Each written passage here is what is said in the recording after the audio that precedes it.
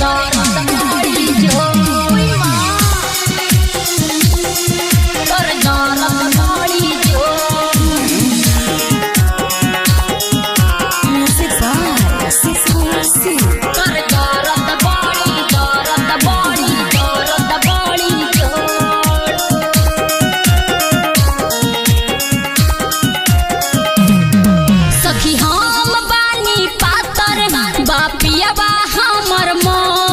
जब महरो है रतिया में कर दर्द बड़ी जोर। सखी हम बानी पातर बापियावा हमर मोट जब महरो है रतिया में कर दर्द बड़ी जोर। केहुआ कोई ना बचावे हम कहरी कतनो सो जब महरो है रतिया में कर दर्द बड़ी जोर।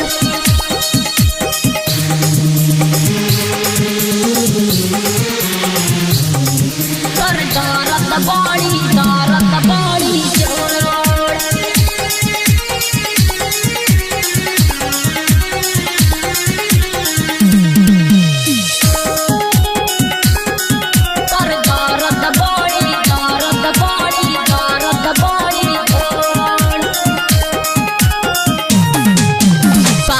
जी के दिहल दहेजवा चाल गेलै पानी में हरदम सखी तंग करो है रहै बड़ी फुटानी में। हर का बताई ए सखी पापा जी के दिहल दहेजवा चल गेलै पानी में करहे खै तंग बड़ी रहै खाली फुटानी में। जगले जागल रतिया से हो जाही सखी भोर जब मारो है रतिया में कर दर्द बड़ी जोर।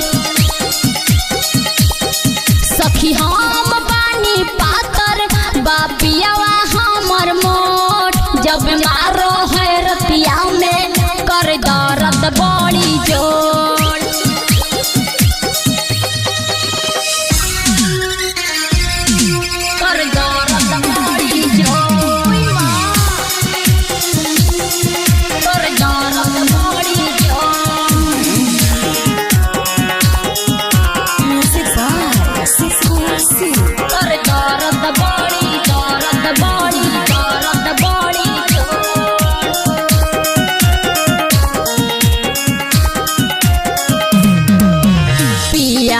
से नीमन है खैया भैजी रे देवरवा इना कह से बेहसी मानै छोटुआ राइटरवा।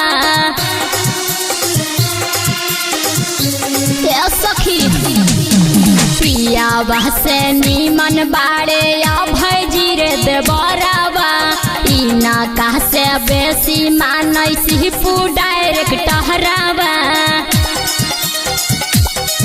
जाने कौन सबत में पड़ल सखी सुधीर पलमुआ मो जब मारो है रतिया में कर दर्द बड़ी जोर। सखी हम बानी पातर बापियावा हमर मोट जब मारो है रतिया में कर दर्द बड़ी जोर। स्टूडियो पंचायत।